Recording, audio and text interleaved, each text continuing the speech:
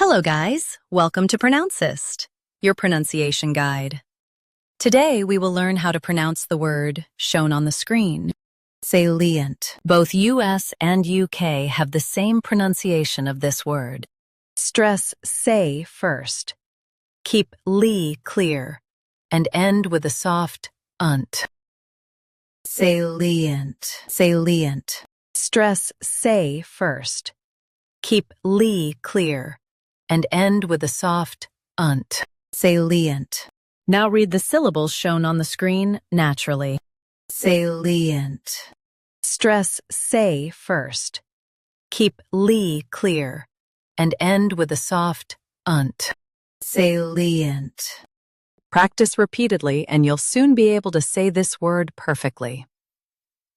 The best way to practice is to repeat the syllable multiple times.